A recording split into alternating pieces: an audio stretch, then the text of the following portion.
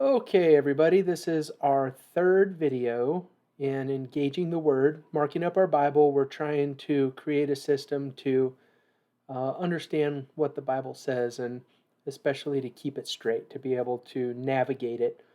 So we have covered, let me switch over to my timeline.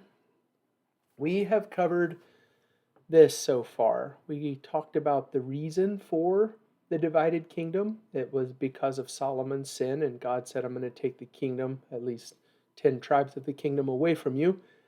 And then we talked about the actual execution of that division and Rehoboam and some of his bad decision making, and Jeroboam, who took the north Israel.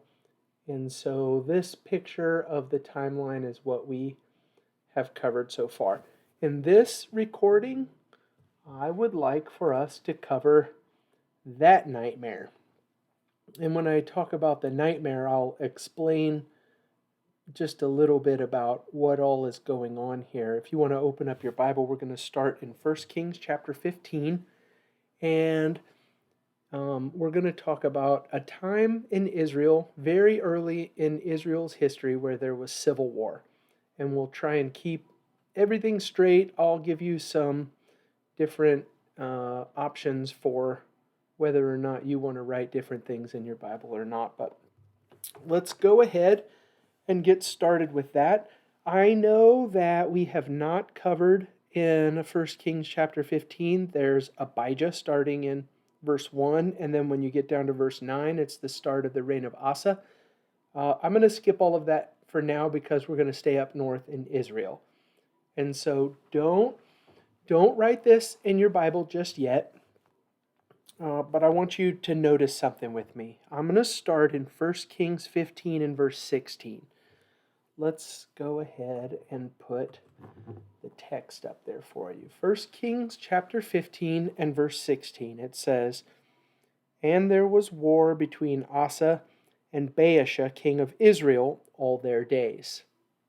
Don't mark anything next to Baasha yet. We will come back to this in just a second because let's go back to our timeline. Check this out.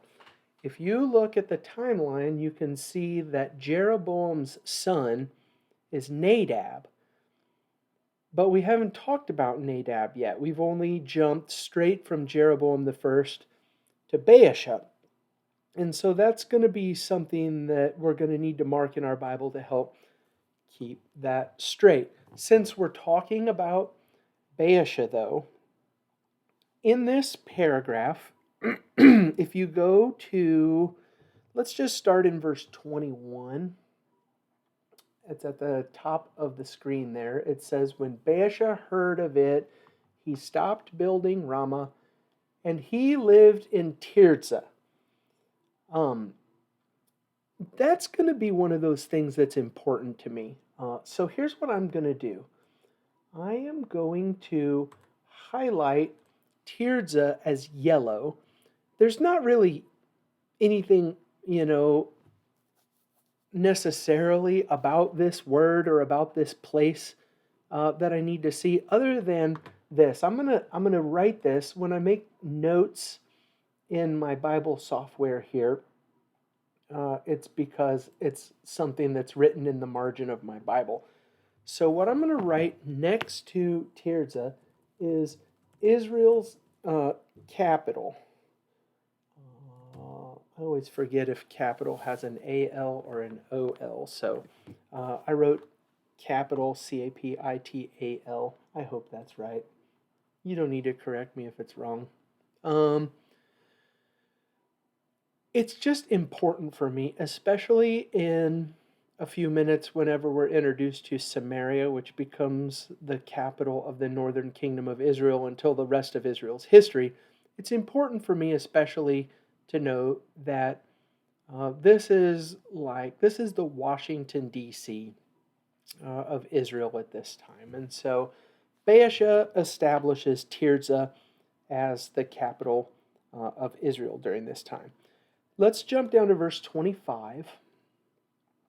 1 Kings 15 and verse 25. And now we're going to start some marking like we've been doing up to this point. In verse 25 it says, Nadab the son of Jeroboam began to reign over Israel in the 2nd year of Asa king of Judah, and he reigned over Israel 2 years. He did what was evil in the sight of the Lord, and walked in the way of his father, and in his sin which he made Israel to sin. So here's what I'm going to do with Nadab. Remember, he is a king in the north, and so all of our kings of Israel are going to be highlighted red. That's how I know that he is a king of Israel. And I'm going to write this in the margin of my Bible. Next to Nadab, I'm going to write number 2. So whenever I look down at my Bible, I open up to 1 Kings chapter 15. I see Nadab is red. It jumps off the page at me. Nadab is red. He's a king of Israel. And in the margin next to it, it says number 2. I know that I'm looking at the 2nd king of Israel at the start when I just looked down at my page. Okay, so Nadab, the son of Jeroboam, is king of Israel. Let's look at verse 27. Now we're going to be introduced to Baasha. Baasha, the son of Ahijah of the house of Issachar, conspired against him. And Baasha struck him down at Gibbethon, which belonged to the Philistines, for Nadab and all Israel were laying siege to Gibbethon. So Baasha killed him in the 3rd year of Asa, king of Judah, and reigned in his place. So we've got some work to do right now. I want to show you a couple different things. In verse 27, we are introduced to Baasha as king. So Baasha is going to get a red highlight because he's one of the kings of Israel. In the margin of my Bible, next to Baasha, I'm going to write number 3 because he's the 3rd king of Israel. And I'm also going to do this. I'm going to write number 3, comma, 2nd dynasty. Let's go back to my timeline. I want to show you something. I don't know if you can see this on the screen. If you're looking at this on a phone, it might be kind of small. But do you see next to Baasha on the timeline that there's a superscript number 2 next to his name? That's where I'm listing the dynasties. And the dynasties are going to be important to me. Not only because, it's just historical information that I want to know. Jeroboam's son Nadab became king after Jeroboam, but Baasha became king after Nadab because he had a bigger stick than Nadab did. He killed him and he said, I want to be king now, so I'm king. And so, that's just, it's important historical information. But here's the thing. As we go through the northern kingdom of Israel and we watch all of these different dynasty changes, I don't want to just see it on a page. I want to feel this every single time we get to these points. The thing that these dynasty changes represent to us is just total chaos. Over and over again in the northern kingdom of Israel, it's just going to be chaos. Whoever happens to be the person in power who decides that they want to be king now, they're going to be king. And so as we move through this timeline, you're going to feel a lot of that chaos. At least I hope that you feel a lot of that chaos. So we're not done with our margin yet. Next to 1 Kings 15 and verse 27, we have Baasha. He's highlighted red because he's a king of Israel. In the margin, we put number 3 because he's the 3rd king of Israel. We wrote the 2nd dynasty because he is a first-generation king, at least from his family in Israel. And there's one more thing that I want to write next to him. I'm going to also put, remember earlier, this is the way that we started this conversation. From chapter 15 and verse 16, there was a story about Baasha. He wasn't king yet. At least Nadab came before him. But we were introduced to Baasha, and we read about a story from when Baasha was king before he technically became king in verse 27 that he's listed as king. And so what I'm going to do all throughout these different cross-references, all throughout these different kings, I'm going to make these cross-references. So next to verse 27, 1527, I wrote number 3, I wrote second dynasty, and I'm going to write from, I just put 1516, but in this Bible software, in order to get the link, I have to put the full reference. So I'm going to write 1 Kings 15:16. And there's my reference. And so now that you can kind of see the way that I'm going to do that, I'm going to go back. I'm going to scroll back to 1 Kings 15:16. I'm going to highlight Baasha as red because he's a king of Israel. And what I'm going to write in the margin next to Baasha is 2 1 Kings 15:27. Now this one's not really a big deal because in my Bible, when I open up my Bible, Baasha is red on the left side of the page and Baasha is red on the right side of the page. But just an example of why I'm doing this to from a person. I'm introduced to the person here, but I got to jump to this passage in order to read from. And when I'm to that passage, I say, oh, hey, there's more information from this passage earlier in the text.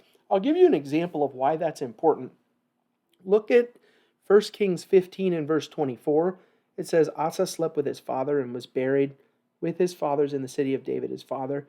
And Jehoshaphat his son reigned in his place. But we're not actually going to start talking about Jehoshaphat until we get to chapter 22. That's not a left side of the page, right side of the page situation. That means I've got to turn several pages in order to get to that guy's story. We'll mark that up next time when we're talking about Judah, but it's just an example of how to use these different to from cross-references that we're going to be doing. One more thing with Baasha that I want to pay attention to. Look at verse 28. Let's just read. Let me scroll down to my text. I'm going to start 1 Kings 15:28. It says, so Baasha killed him, that's Nadab. Baasha killed him in the 3rd year of Asa, king of Judah, and reigned in his place. As soon as he was king, he killed all the house of Jeroboam. He left to the house of Jeroboam not one that breathed, until he had destroyed it, according to the word of the Lord that he spoke by his servant Ahijah the Shilonite. That is a fulfilled prophecy, and I like to know about those things. So here's what I'm going to do in my Bible. You might choose not to do this all the way outright, but in verse 29, where it says that Baasha killed everybody from the house of Jeroboam, it says, according to the word of the Lord. I take that according to the word of the Lord and I turn it yellow, only because I want to see it. And I'm going to make a note in the margin next to where it says, according to the word of the Lord, and I'm going to write, promised in 1 Kings 14:10. God told Jeroboam because of his sin that everybody in your family is going to be killed as a result of this bad decision that you made. And so here is the fulfillment of that. So what I'm going to do is I'm going to go all the way back up to 1 Kings 14:10. Looks like I've already got it highlighted. It says, therefore, behold, I will bring harm upon the house of Jeroboam and will cut off from Jeroboam every male, both bond and free in Israel, and will burn up the house of Jeroboam as a man burns up dung until it's all gone. So next to that promise that I will bring harm upon the house of Jeroboam, I'm going to stick a little note in the margin of my Bible that says, fulfilled, 1 Kings 15:29. Promises made, promises kept. Those are some cross-references that I want to write in my Bible. So anytime I'm reading through these kings and I'm looking down at my page and it says, oh, hey, look, Baasha killed everybody from the house of Jeroboam, I don't have to go hunting for where God made that promise. I already have it cross-referenced right on the page. So we've got Jeroboam's son, Nadab. He's killed by Baasha, who starts the second dynasty in Israel. Let's go to 1 Kings chapter 16 and verse 6. 1 Kings 16:6 says, Baasha slept with his fathers and was buried at Tirzah, and Elah his son reigned in his place. You might want to mark Elah there. That's the first mention. This is just one of those frustrating things to me about the way that the Bible's laid out here. Do you see on my page, this is the way that the Bible lays it out.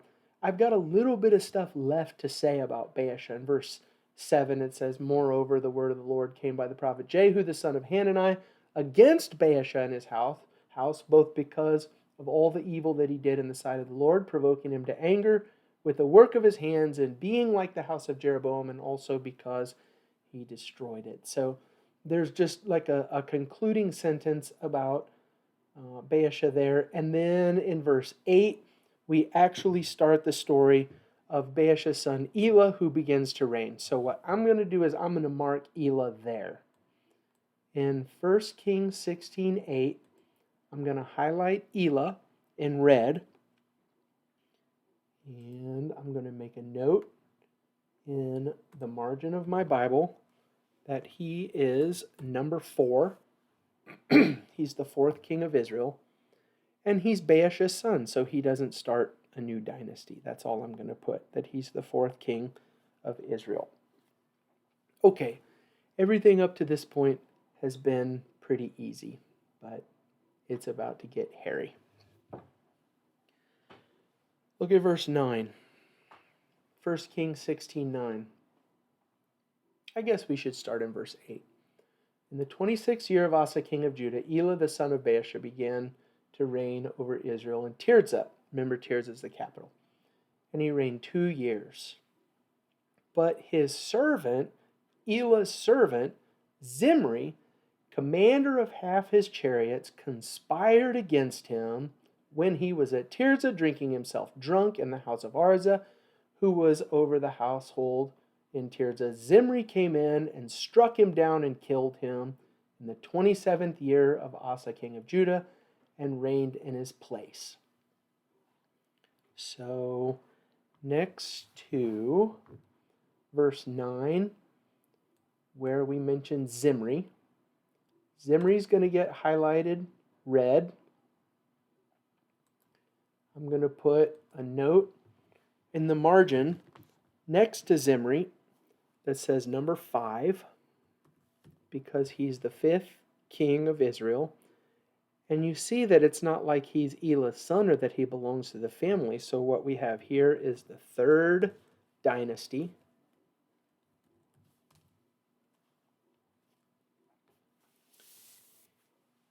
And I'm also going to mark that this is one of those promises kept.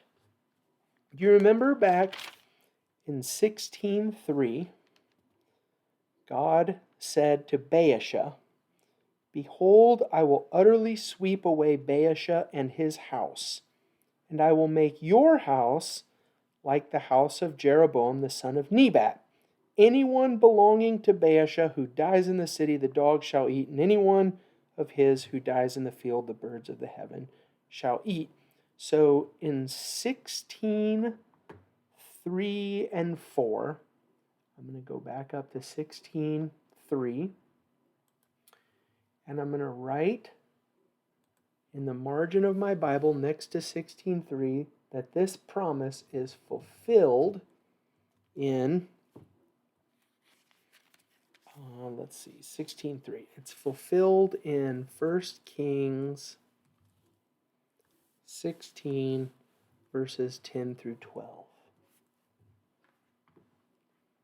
And now I'm going to go back down to 1 Kings 16 and verse 10 through 12.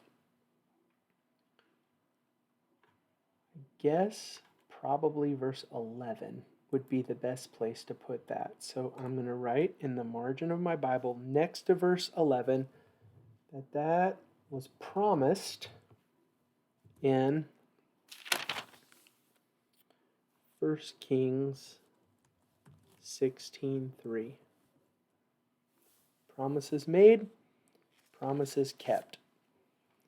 So we've got our third dynasty. Zimri killed Elah. If you're also going to do the highlighting thing, in verse 12 it says, according to the word of the Lord. I've got that highlighted yellow in my Bible, so it jumps off the page and I can see it. Okay, let's start reading in verse 15. We've got Jeroboam, Nadab, new dynasty, Baasha, Elah, new dynasty, Zimri. Let's start in verse 15. In the 27th year of Asa, king of Judah, Zimri reigned 7 days in Tirzah. He only made it a week.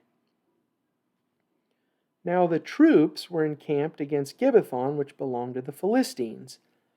And the troops who were encamped heard it said, Zimri has conspired, and he has killed the king. Remember, Zimri killed Elah. And the troops said, oh no, Zimri killed our king. So, it says, therefore, all Israel made Omri, the commander of the army, king over Israel that day in the camp. So that's verse 16, where we meet Omri.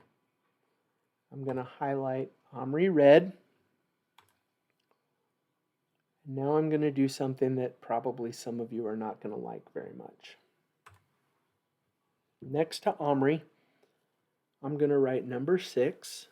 No problem. He's the 6th king of Israel up to this point. But I'm going to write 5th dynasty. If you don't want to write that just yet, then you can hold off and go back and write it later, but I'll show you in just a second why I'm calling Omri the 5th dynasty. I'm also going to do this. At this point in the Bible, in my margin, I put parentheses and I write civil war.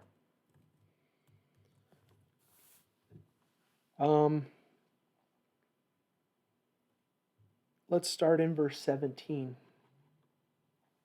Omri, the commander of the army, becomes king over Israel that day in the camp. So in verse 17, so Omri went up from Gibbethon and all Israel with him, and they besieged Tirzah.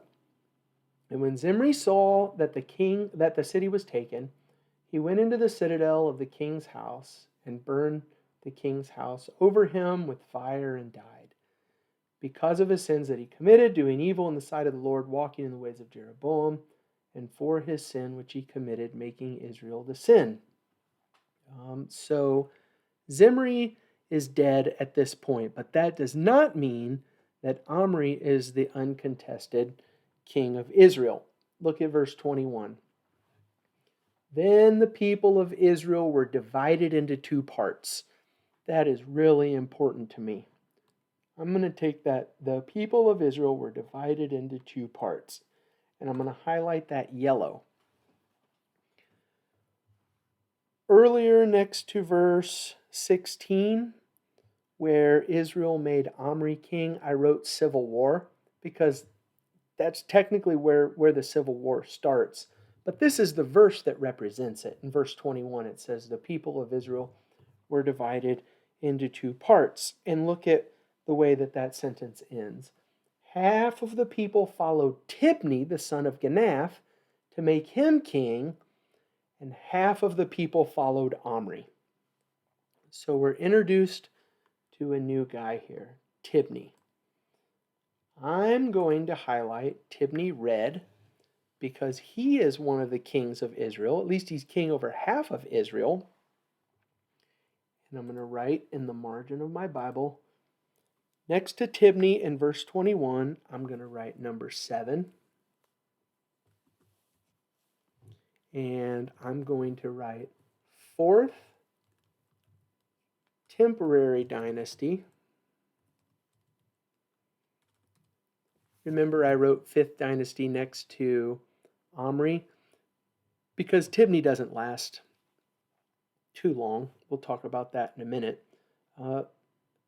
And look at this. I'm going to go to my timeline here. Omri has an actual dynasty that's going to last for a couple of kings. And so on my timeline, even though Omri comes before Tibni in the text, I want the dynasty of Omri, Ahab, and his sons after him, I want them to all be together. That's the reason why I listed Omri as the 5th dynasty and not the 4th dynasty, because I'm going to throw Tibni in there. I will also tell you this. If you Google something like how many kings were there in Israel, or how many dynasties were there in the northern kingdom of Israel, you may get a smaller number than me because a lot of people don't treat Tibni as one of the kings. They treat him as, this temporary guy. The winners write history, and so Omri gets counted, but Tibni doesn't get counted. I'm going to count Tibni as one of the dynasties of Israel, and I'm going to count him as one of the kings of Israel for a couple reasons here. The first reason is because I'm marking up my Bible in such a way that I want to look down at the page and I want to see what's going on.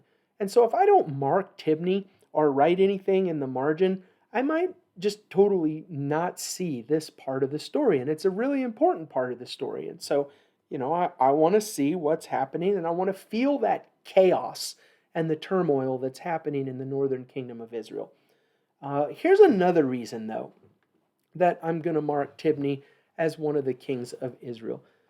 Zimri, who was before Tibni, Zimri only made it a week, and Tibni doesn't get but what I think one verse here. It looks like verse 21 is the only verse that Tibni gets. Look at it. Then the people of Israel were divided into 2 parts. Half of the people followed Tibni, the son of Ginath, to make him king, and half followed Omri. But the people who followed Omri overcame the people who followed Tibni, the son of Ginath. So Tibni died, and Omri became king. In the 31st year of Asa, king of Judah, Omri began to reign over Israel, and he reigned for 12 years. 6 years he reigned in Tirzah. We'll keep going there in just a second, but I guess that's 2 verses. Tibni gets 2 verses, but this is not a 1-week deal. I want you to notice something about this. I'm not sure that I'm going to be able to do this with words very well. I'm the kind of person who thinks in pictures.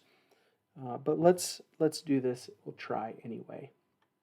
Look at verse 15. 1 Kings chapter 16 and verse 15. It says, in the 27th year of Asa, king of Judah, Zimri reigned 7 days in Tirzah. So Zimri became king in the 27th year of Asa, and he only made it a week. And after Zimri was killed, the people went and made Tibni king, at least those who didn't want to follow Omri. So look down at verse 23. Tibni was finally killed in the 31st year of Asa, king of Judah. Omri began to reign over Israel. So what do we have here? In verse 15, we've got the 27th year of Asa. In verse 23, we have the 31st year of Asa. So that's 27, 28, 29, 30, 31. Tibni and Omri are fighting this civil war and sharing the kingship over Israel anywhere between, depending on what you do with that 27 and 31st year, anywhere between 4 and 5 years. This is not a 5-minute deal. This is a 4 or 5 year civil war. And so because of that, I want to know that Tibni's there. I'm going to count him as one of the dynasties of Israel and one of the kings of Israel.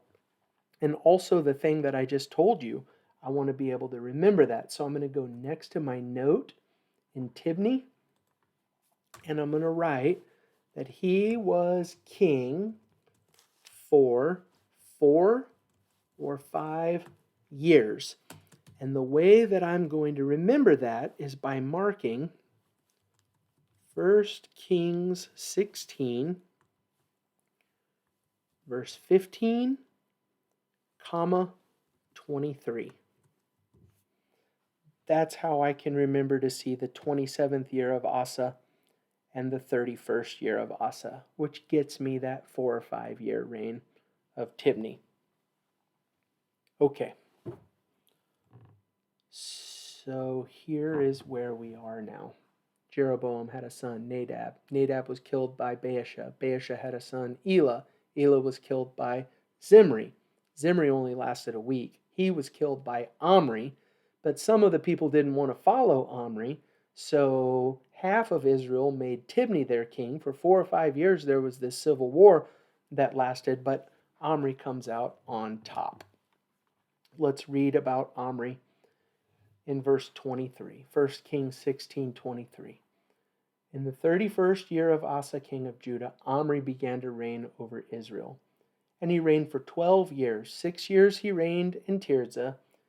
He bought the hill of Samaria from Shimmer for 2 talents of silver, and he fortified the hill and called the name of the city that he built Samaria, after the name of Shimmer, the owner of the hill. So, where was the first mention? In verse 24, Samaria is listed. I'm going to highlight Samaria, yellow, and I'm going to put a note in the margin of my Bible that says Israel's capital. I don't care if you remember that Shechem was the first capital of the northern kingdom of Israel, and then Baasha made Tirzah the capital of Israel. I don't care if you remember Shechem and Tirzah. You definitely have to remember that Samaria is the capital of the northern kingdom of Israel from the time of Omri all the way to the end, because often in the prophets, Israel is just referred to as Samaria. And so that's one of those things that definitely should be highlighted in your Bible so that you can see, okay, this is Samaria, and from this point forward, this is what's going to matter. That's Omri. Let's go down to verse 28. This is the last king that we'll cover, and then we'll be done with this video. Verse 28, Omri slept with his fathers and was buried in Samaria, and Ahab his son reigned in his place. In the 38th year of Asa, king of Judah, Ahab the son of Omri began to reign over Israel, and Ahab the son of Omri reigned over Israel in Samaria 22 years. You may choose to mark Ahab as king in verse 28. Because of the way that my text is divided on the page where you have this section division right here, if I mark Ahab up here, my eyes don't just naturally flow to that. So I'm going to mark Ahab in verse 29. Ahab is going to be red because he is one of the kings of Israel. I'm going to make a note in the margin next to Ahab that he is king number 8. I'm not going to keep saying this, but if you choose to not count Tibni as one of the kings of Israel, then all of the king numbers from this point forward is going to be 1 less. So you would put Ahab as number 7 if you're not going to count Tibni. And there's not going to be a dynasty change here because Ahab is Omri's son. I'm going to do something else with the text here before we finish up. You've already seen this with some of the kings of Israel, that God says they were evil and they walked in the ways of Jeroboam. I don't do anything with that because all of the kings of the northern kingdom of Israel were bad. And so we don't need to use our red pen to underline that they were bad because they're all bad. I don't need to see that with each one of those situations. But here's the deal with Ahab. Ahab is the worst. And so I just am going to see that a couple different places. In verse 30, Ahab, the son of Omri, did evil in the sight of the Lord more than all who were before him. So this is what happens in my Bible. Ahab, the son of Omri, did evil in the sight of the Lord more than all who were before him. That's underlined with a red pen. And then in verse 33, Ahab made an Asherah. Ahab did more to provoke the Lord, the God of Israel, to anger than all the kings of Israel who were before him. I know that I don't need to see it twice, but the fact that that's kind of a sandwich, it's the bread on both ends of the sandwich of describing Ahab here, is important to me. So in verse 33, I'm going to do this. I'm going to underline this with a red pen. Ahab did more to provoke the Lord, the God of Israel, to anger than all the kings of Israel who were before him. Underline in red. Ahab is not a good guy. In verse 31, and as if it had been a light thing for him to walk in the sins of Jeroboam the son of Nebat, he took for his wife Jezebel, the daughter of Ethbaal, king of the Sidonians, and went and served Baal and worshipped him. I'm going to highlight Jezebel in yellow because she's going to be a major character, and this is the start of her story. So I want to make sure that I see her and that it jumps off the page anyway. Okay, so we are now through Jeroboam, Nadab, Baasha, Elah, Zimri, who reigned for a week, Omri, who killed Zimri, Tibni, who fought a civil war for 4 or 5 years against Omri. Omri ended up winning. He died, and his son Ahab died and took his place. This is probably a good time to show you about the northern kingdom of Israel is drawn like a roller coaster on my timeline. Jeroboam the first is at the top of the roller coaster because he's the first king of Israel. He deserves to be highlighted. Then you see this dip, and the dip represents the chaos that we've been talking about in this recording. And then we're going to go back up to the top, and Ahab is listed at the top. It's not a good thing that he's listed at the top. He's listed, and we're going to highlight him because he is the worst king of Israel, and there's a lot of text about Ahab, and so he's going to get a highlighted spot on this timeline. And we'll keep on moving through next time. Thanks for watching the video. If you have any questions, you can email me. The email address is engagetheword@gmail.com. If you are getting lost or you need any help with anything, shoot me an email and I'll help you however I can.